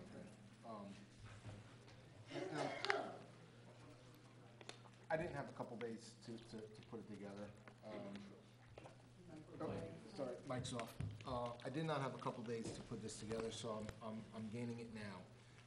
When I heard you were writing a statement, I was fine with that, because I too believe that the way the stories have been written have been sensationalized, and I actually felt for you. and I felt for your family. Thank you. Similar, and I mean this sincerely. No, I know you do, thank But you. similar, when you wrote that corruption case, I mentioned to you that my daughter that was going for a sorority, they Googled the last name, the sorority sisters, and her father's being accused of corruption, which is not very nice. You apologize. And I apologize to you.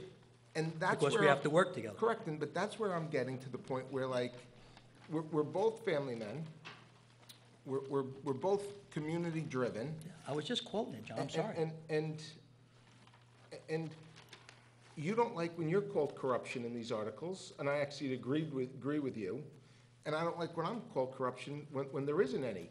And you're Well, saying, that- but that- Mike, can I? that hasn't been finished I let yet. you go at least for 3/4 of your very long dissertation, and I'm quite sure if you had the press I had while I was laying in a hospital that was planned with help, you'd take just as long. No, Michael, I'm saying that I gave you at least 3/4 of your, before I started to make comments, because you were making innuendos. That's all I said. So can I I have at didn't least make an 3/4 of my innu- time? Yes, I didn't make an innuendo, I read what you said. No, the innuendo is that you think that we're behind this because of the corruption allegation. Oh, I think it's part of it. But, okay, and here's where, and I think you're emotional on this, and I get it. Oh, I'm not I get it. emotional. No, I get it that you're upset at this. So I'm gonna try to stop between you and I, because it's not between you and I, even though you think it is. I did not feed Buckley information, I did not feed David McCade-Wilson information. What David McCade-Wilson did not write an article on is that when he called me, and I too had a family member in the hospital, and the only reason why I answered the call from Yonkers is because I thought it was a doctor for that family member, and it was David McCade-Wilson. And I actually said to him, I said, "You're not gonna like what I have to say." And I went through the millings, that they're not an issue. I went through that all of the runoff in that immediate area, off the roads, off the millings, off of everywhere in the parking lot, all go into the lake, no matter what, because it's called gravity. I said, but you're not gonna write that type of a story, because, and I see it on social media, that they're like, oh, people are like, oh my God, I drink out of that lake. That has been the case for 50 years. There's nothing new on all the runoff, off the roads, off the grime, off the gasoline, and I said, David and everyone on social media, you have two massive marinas. And when you turn on the pump to empty out the motor port, you're dumping almost gasoline into the lake. So I'm like, don't write a story about the millings, because there is no story and it's sensational. The other part that you're saying that I'm against this, you were not on the board. I voted for Swan Cove. It was a 5-0 vote, and I've said that many times, sitting right next to you, Yep. with Bob Buckley right there, and I don't want to say it was Mrs. Hopper, but somebody also said it, but she was in the room, because I remember having a dialogue, and I actually said, they're missing the point. I wanted that property. I know. And I didn't mind spending $1 million. And if the public doesn't like it, then be mad at my decision. I wasn't coerced. There was no corruption. There was no money under the table. There was nothing. I wanted the last piece of land around the lake for the town. I said it when the great reporter interviewed me when I was leaving, and I said, I wish the public would downplay Swan Cove and give it a chance. So if I'm saying all these positive things about Swan Cove, and with the bank, there's 2 points. We keep talking about 2 points. If there was 2 points, we'd have that contract signed. There's just 2 points, in my opinion. Maybe other board members have more. You and Kenny don't. So if there was 2 points, we have 3 votes to buy the property. But before we get into Greg. So I'm not against Swan Cove. I'm not against, I think it's horrible that he's writing it just on you. And I've said it many times in the paper, on TV, that it's a 5-0 vote, and I want that piece of property, and I think that park is gonna be great. So where does this come in that I'm retaliating against you? John. Or implied that I'm retaliating against you? I didn't say that. You implied it, Mike. I You did- said you he could have implied taken it. your words out of context like he did Kenny's. But you You didn't hear that part. I did, but you also said, what a coincidence. Yes. The corruption, this. You also did a sensational piece that Public, wait 3 months before you get this audit report. Well, I'm an accountant. Investigation. It's an investigation. Preliminary investigation. But- Not using the word audit. It's going to take 6 months, could take a year. I'm an accountant, and I teach accounting at Mercy. You do not know what the audit, what an investigation, what any type of due diligence is going to lead to. But you cannot deny that you are trying to send out a little propaganda and manipulate the public out here to say, you're all gonna be happy. What happens if they turn around and say, there's no corruption, there's nothing wrong, They'll be happy. and they will be happy, Absolutely. but Either it way. actually will be contradictory to what you accused. I'll look like a real and- idiot, won't I? Let's wait and see. But Mike, I don't want anyone to look like an idiot. We have to work together. For you to We haven't worked allege- together from day one. The votes are 3-2, 3-2, 3-2, 3-2, 3-2, 3-2. I bent over backwards trying to work together. I'm not playing games anymore. I'm speaking the truth every single time I come out on this building, Mike, and people, everybody's going to hear it. Mike, people ask me, am I leaving because you're on the board? And I will go to the synagogue, I will go to St. John's Church, I will swear on my life, on my kid's life, I'm not leaving the board because of you. I'm leaving the board because you did 8 years. You said 8 that. years is enough. It's enough. And really, I have no energy for this social media BS. It's horrible. The negativity and the naivete, the lack of knowledge. Lack of knowledge. And the harshness that social media just drives against you and against other people, and the board is corrupt, but the public doesn't even understand half the stuff that they talk about. That's where I lost all my energy, and I don't want to do this anymore.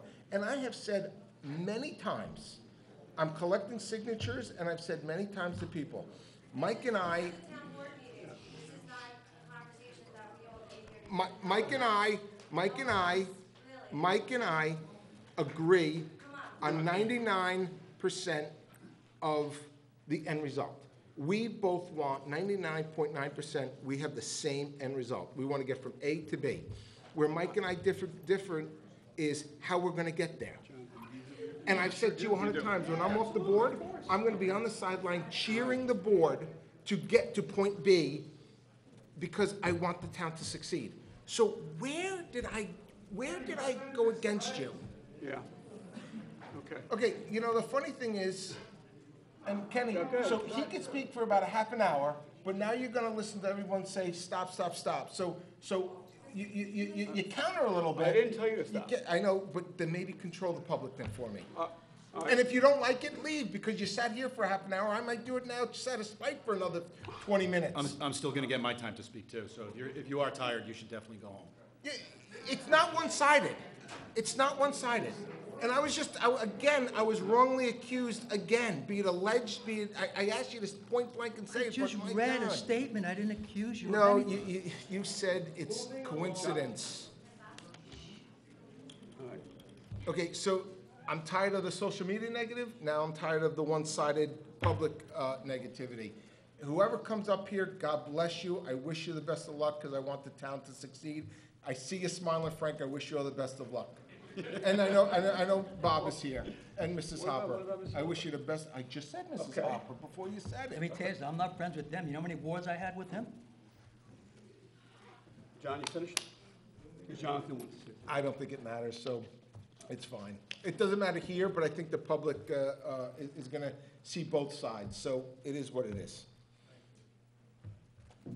Jonathan? Perfect, thank you. Like John said, he didn't have time to prepare a written speech and spend hours into it. I'm just gonna go over a brief background. 2012, parking, I came on, there was a property available, 350 downtown. I begged the town board, please, guys. I know I'm a freshman, I know I have no idea what I'm doing. We need downtown parking. I've sat on the chamber board, we need it. Crickets. 4 years ago, it was supposedly a downtown property that we purchased for $1 million, offered at that time. No one on the board, except for our supervisor, and the person who was the owner at the time, sitting over there, knew of this offer. Now, tonight we heard he knew it was the perfect piece to set up downtown Mayapack. Can you repeat that? I wasn't listening. Yeah, you had said that that was the perfect piece to set up downtown Mayapack. Right. I've been pushing for parking for going on 7 years now downtown. I never heard you mention it once when you put it up for sale before. I asked 2 years ago, I asked 2 Frank years Lombardi- ago, Hold on. I gave you 45 minutes on the mic. I asked you're Frank lying. Lombardi. But you're lying. Frank Lombardi said, I don't remember that. I asked Susie McDonough. Susie McDonough said, I don't remember that. I asked John Lupinacci. He said, I don't remember that. I asked Kenny. The only time he remembered that was on a dais here saying, yeah, it was at a bagel shop, I think something like that. Really? 2 years later. The Yes, broker absolutely. offered that I'm going to move property on. to So, the town of Carmel I never saw a letter come and to through. the I'm going to Mayapack move National on. Bank for the same price. We're going to before I talk signed the about bank contract. property. Ask the broker. Bank property, a year plus ago, I said, hey, if we look at the engineering report that we got, we need to get a survey. That's what they're requesting. I also spoke to the insurance carrier at the time. He said you absolutely need an insurance. To carry insurance on that with any structure, you're going to need to have an updated policy, an updated survey. Put that out there. Haven't heard anything in almost 14 months sitting on the negotiations there. Moving on to the word investigation, multiple times used tonight in regards to the state comptroller. We talked about good reporting. I'm going to talk about good reporting. Good reporting is the same newspaper that took the allegation of, this is a direct result of my letter, called up the person who signed the letter, which, by the way, is the form letter, third time we received it, my term here, and said, I confirm that they said absolutely not. I don't even know who this council member is. This is a standard audit. 2 days ago, we got a letter from the auditor, who I spoke to as well, who I'm going to be speaking to as well, saying, we are currently conducting an audit of the town of Carmel. I can meet and speak with you, and here's the information that I want. These are the questions. This is a standard thing. There's a lot of things that, unfortunately, on all sides, this includes people who sit up here, people who stay out there, the public, social media, reporters. It's like watching a bunch of children. It's really sad. And it's not just here. This is at every level of government right now. It is constantly something that I have to talk to an 8-year-old daughter about on what civility is supposed to be. Civility, unfortunately, in this day and age does not seem to be here any longer. I had a good friend of mine who told me that one of the best teachings his father ever gave him was that the most important thing to do is in any disagreement, no matter what, you want to make sure that your conversation remains civil. I will admit that at times my conversation is not always civil. Sometimes I am very blunt and to the point. I always try to be cordial. I always try to give people the respect that I believe that they deserve.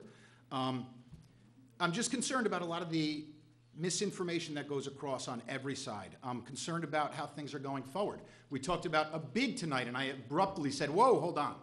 I've been pushing, and I said it as well the first time that I saw the insurance policy come up. I specifically said, I make the recommendation to every one of my clients every 3 years, review your insurance policy. I want to see it go out for bid. I want to see it go out for bid. I want to see it go out for bid. I've said that every year since. It did not go out for bid. Instead, what happened was something that I believe may be against procurement policy, maybe against general municipal law, is against bid procurements. We could talk about multiple situations where, unfortunately, the lack of information causes bad decisions to be made. We talk about things like prevailing wage, municipal regulations, what projects need to have done in the town, because you can't do it like a private business does. There's a big learning curve when it comes to operating business and then trying to transition that over to a municipal side. We see that at the federal level now with a businessman trying to transition over to the legislative side. We see it here with a council member who has all of the best intentions. But I believe that what's happening is there is divisive measures that are put in place. I believe that, unfortunately, like I said, there is just so many differences that can't be even discussed in a cordial and professional manner that, unfortunately, progress is something that is lacking here. I've brought it up for about a year now, and I'm still waiting. I've talked about having to do an asset inventory project. Right now, we're looking at about $580,000. I'm still waiting on the appropriate request for a proposal to come in so that we can get that information together, so that we can have an informed and intelligent discussion about how we're going to spend money. I agree with John. Whoever's coming in here, I said it before I came up. I said when I was running, I fully expect to have a target on me while I am running, while I'm in office. The only thing I ask is that it's on my chest and not on my back. Unfortunately, in politics, usually it's done behind you. I wish everybody luck. I think that we're leaving the town better than what we started on. When my kids get to the age like my 20-year-old who doesn't care that much if I'm home on Wednesday nights, maybe I'll think about going back into it, but I'm looking forward to a little bit of time off. Not saying I won't be up here at the podium, but I think that we really need to start getting a little bit more focus on what's happening, not so much about what's being said, but about what's actually taking place. If we look in backgrounds, we're going to start finding things that are questionable, and if we start going back to reporters and we start going back to planning board meetings and FOIL requests, honestly, I think it's a big waste of time. I think it's like an investigation that's going to go on for 2 years, and there's still not going to be an answer to what a charge is or what anything is. It's going to be a big waste of time. It's going to be a waste of taxpayer money, and there's no progress that comes out in the end. It's sad, shameful, it's kind of pathetic. Unfortunately, this is the democracy that we live in right now. I wish everybody luck going forward. I hope everybody has a good night. Thank you for listening to me, because I appreciate your time. I appreciate your silence. It's important for people to hear this. 3 sides to every story. Unfortunately, we're probably never going to know the truth on most of it. All that we can do is judge for ourselves. We can move forward. Can't change the way other people act. And all that we can do is reflect upon how we perceive what's happening on the outside. So thank you guys for your time. I hope everybody gets home safe. I don't know if you want to open the mic or if you just want to close it. I intend I think we should open the mic. We should open the mic, yeah. I didn't know this was going to be a swan song tonight for either you or John, but thank you for that, you know. You're not saying goodbye yet, either is John. You have a whole... It's funny because my daughter was like, Dad, why do you have to go tonight? And I talk about commitment, and I said, you know, honestly. 33 meetings, and I got 4 vacations planned and college visits for my daughter, so, but I'm not counting. Okay. I'm taking off the whole summer RVing cross country. Well, Susie... Bucket list.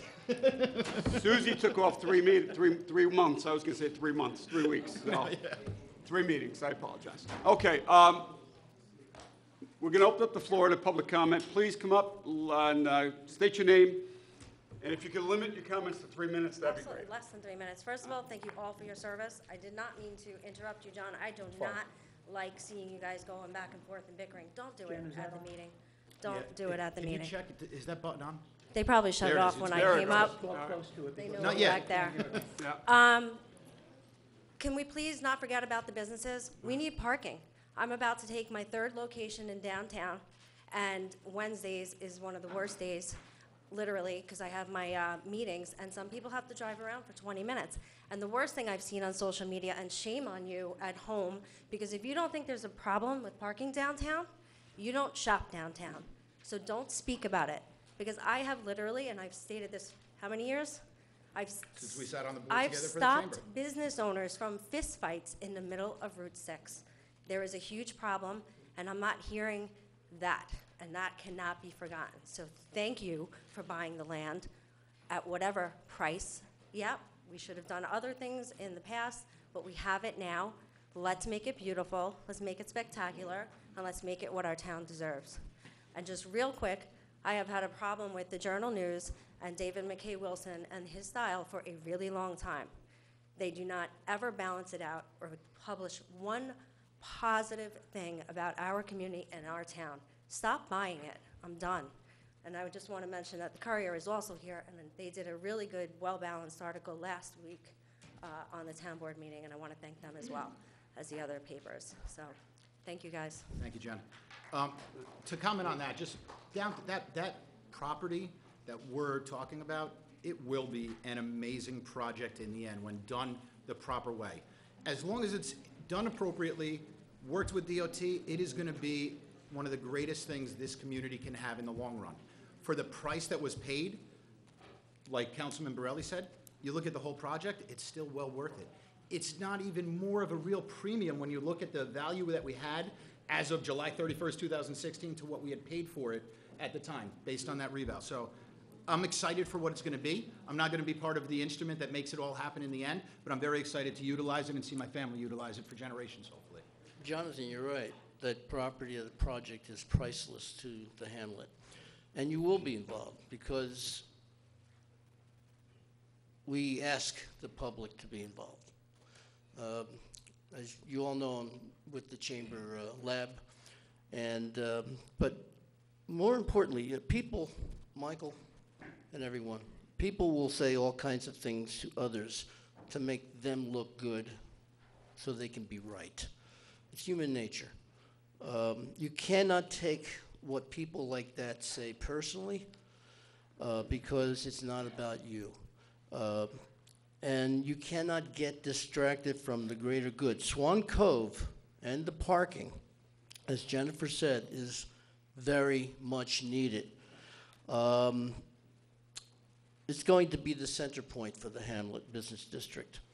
It'll be the beginning of the Renaissance. It fits right into the Chamber's position on Vision Initiative. A new master plan is called for, and thank you to all of you for hearing that call. What Mr. Buckley is leaving out of the big picture is the future of the entire town of Carmel. My advice to this town council is not to get distracted from your vision for that future, because a handful of people acting out their egos, I suggest that they do not have the town's future at their best, hand, and you guys do. So thank you for your service. Thanks, Tom. Thank you, Tom. Thanks, Tom. Is there anybody else who would like to come up and speak at this time? Come on up.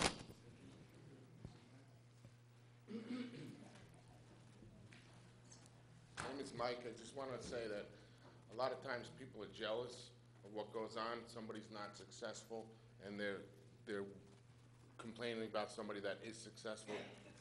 That's what I think is happening. The newspaper's getting involved. My wife is a stay-home mom. She reads the papers. I came home. I got attacked by my wife. Do you know this guy, Mike Borelli? What's going on here? Look how they wrote this. This is terrible.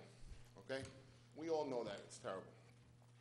The last thing is, I was asked to bid on the water and sewer when the fellow owned it. So that tells me there was permits in place. Okay? We know what's going on with politics. Fake news. Somebody doesn't like the president because of whatever. It's the same thing here. Same thing. Thank you. Thanks, Mike. Thank you. Is there anybody else that would like to come up and speak? Come on up at this time on this topic. Kenny, I don't want to come up, but I want to know what's happening with the cell towers. Cell towers? Yeah. Uh, I heard tonight that the one over on Fairmont and Cherry Hill, Joe Top, went around the neighborhood, and evidently it's not going to be built there. That's correct. The letter went out today to Homeland Towers. Or on any piece of town Why property. don't you just repeat what Mrs. Colleen said so the TV people All right, can hear? Mrs. Colleen, just so everyone at home can hear what she said, this is about cell towers, and you all know that there's been an onslaught of requests from Homeland Towers, and there's another tower company looking to build towers here. The issue that Mrs. Colleen brought up was last week, or the past couple of weeks, Homeland Towers went over to Wellington Drive and Farview Road, off of Cherry Hill Road, looking to identify a site of town-owned properties. We own 23 properties that were deeded over to the town of Carmel from developers years ago, so we currently own those properties.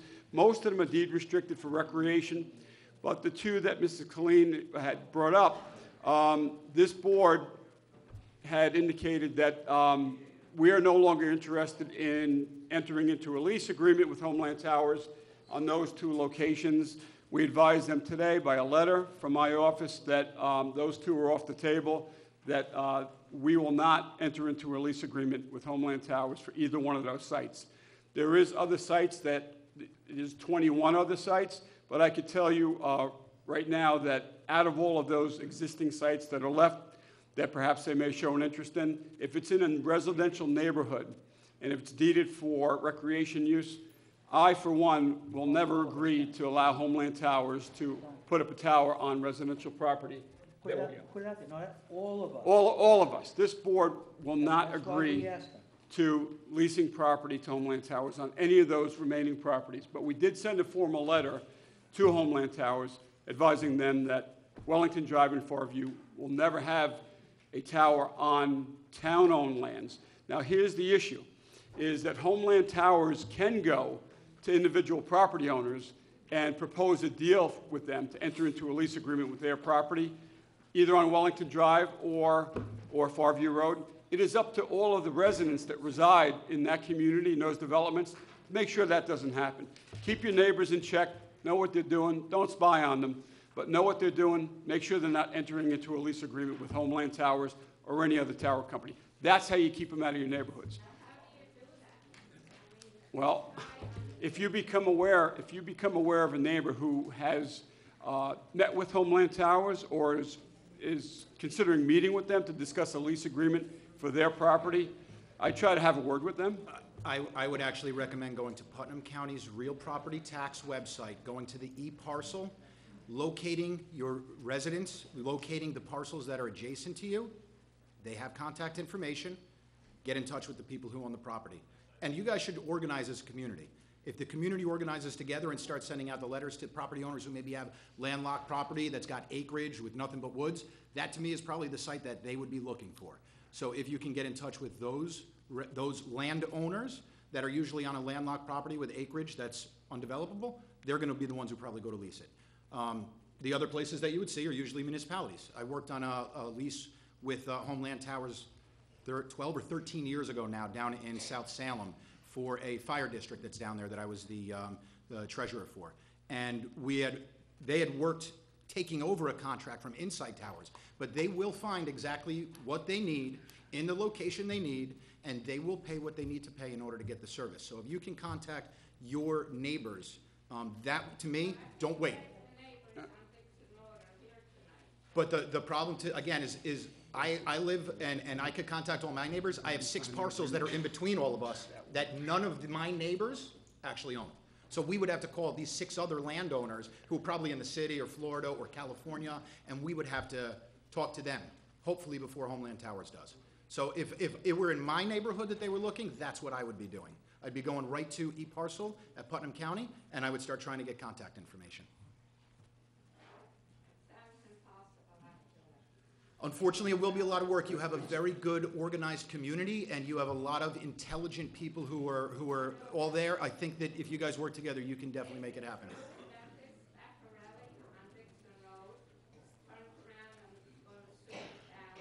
They did. I can't comment on the lawsuit, but yes, you're correct. They did file a notice of claim against the town.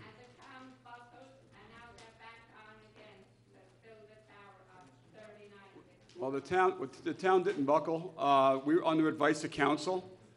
I really can't comment on that particular application, but we were sued. They filed a notice of claim because there was discussion about locating that tower up on the hill behind McDonough Park. And when they became aware of that, that's when they sued the town. But that wouldn't stand the test. I don't think they'd win. I was told there was no way that it was like a frivolous lawsuit. I can't comment on that, Mrs. Colleen, because they're listening. So I'd like to comment to you. Maybe offline I will, but not on TV. I will let you know if I ever got the advice from an attorney that said, no, you guys stand a real good chance of winning this, I wouldn't agree to it. But I did agree to this. Great. All right. So does anybody else want to come up and comment on any open business, new forum, open business, new business in the town of Carmel? Come on up. The only thing that I'm going to ask, John, you and Susie, please, as soon as Susie gets back into town, could you set up an appointment with the bank to continue those negotiations? I hope that you guys are going to have better luck. Hopefully you will, because I don't want to lose that deal. I hope at this point that the bank is still willing to negotiate with us and come up with some type of an agreement or contract that we can move forward with, because we really do need those bank parcels for the big picture that Jen mentioned before, municipal parking. We have a drastic problem with that in downtown Mahopac. That's been an issue since I've been on the board, since Jonathan's been here. We're trying to address it. We believe that the bank parcels will address that, and once the bank parcels combined with Swan Cove is built out and completed, you guys are going to love it. We're trying to get it done, and we'll keep working on it. All right, we'll get there. Is there anybody else that wants to come up and speak? Was there one hand up over here somewhere? If you wouldn't mind, I would like... First Amendment right, unfortunately. That's the craziness about our system, is that you have the freedom of speech, the freedom of press, the freedom of assembly, freedom of religion. While it's all great constitutional protections that we have, unfortunately, that's exactly it. And if you just watch media for the last 2 years, ask me that question again. I do want to make an apology, Ken. Go ahead. I wanted to apologize to you because I said that you suddenly remembered I know you went through like 11 surgeries in that 2-year time span. Yeah. So I definitely know if you did receive it, you probably didn't remember at the time. So I want to apologize if you took that personally. Okay. No, that's fine. Thank you, John. Yeah. I love you, Kenny. All right. No other new business, open forum portion of the meeting. I see some folks here with pads. No? Yeah. I do have a couple of announcements that I'd like to make, so if you just bear with me for just 2 or 3 minutes. Important one, Yankee opener, 105 tomorrow. You know what? I can make these announcements next week. Yeah, let's do it next week, because you guys have been bearing with us for a long time. The Mets too, some. I need a motion to close the meeting. So moved. So moved by Council Second. Snyder. Second by Council. All those in favor? Aye. All right, good night, everyone. Thank you all for being here. We'll see you next Wednesday for a town board voting meeting.